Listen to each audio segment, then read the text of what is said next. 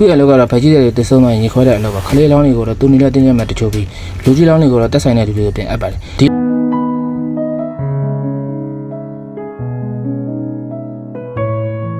ခုမြင်ရတဲ့ကထိုင်းနိုင်ငံသူ့ဘက်ကတယောက်ဖြစ်ပါတယ်ရင်ခွဲလက်တင်ရထားတယောက်ဖြစ်ပြီးဆွေရောကတနက်ကန်ဆောင်ဘက်မှာပေးထားလို့တယောက်ပါသူ့နာမည်ကတော့ဦးစနုလို့ခေါ်ပါတယ်အားလုံးပဲမင်္ဂလာပါကျွန်တော်နာမည်ကိုဆိုင်ပါ COG ကိစ္စနဲ့တည်ထားလို့တယောက်ဖြစ်ပါတယ်ကျွန်တော် channel မှာသူကျဆန်းပြတဲ့ဗီဒီယိုတွေတင်ဆက်ပေးမှာဖြစ်လို့အများနဲ့ကြည့်ရှုဖို့ဖိတ်ခေါ်ပေးရတယ်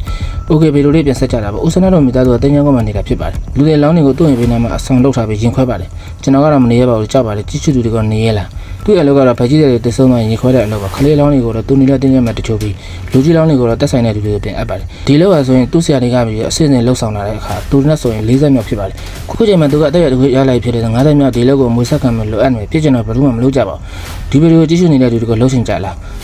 ဦးစနနဲ့ဒါအရန်ကိုထူးဆန်းပါတယ်ဒီသားရဲ့တန်းဆိုရင်200တန်းရှိပါတယ်သူ့ရဲ့ဒါရိုးတန်နဲ့လောက်ထားတာမဟုတ်ပါဘူးခေါင်းကရတဲ့တန်းနဲ့လောက်ထားတာပါဒီသားကကိုယ်ဆောင်မိခင်နဲ့တီးတန့်ခေါ်ရတာပါဒီလောက်ကလည်းထင်နေကြမလားထင်တလောက်တော့မလို့ဘာကြောင့်လဲဆိုတော့ဦးစနမှာဒီလောက်နဲ့ပတ်သက်တဲ့အသက်ပညာတစ်ခုတတ်ထားရပါတယ်မိခင်နဲ့ကလေးဝင်းညခွဲရပြီးဝင်းညချုပ်ဝင်းညလှုပ်ပညာရေးတွေကတော့မပြည့်မနေတတ်ထားရပါတယ်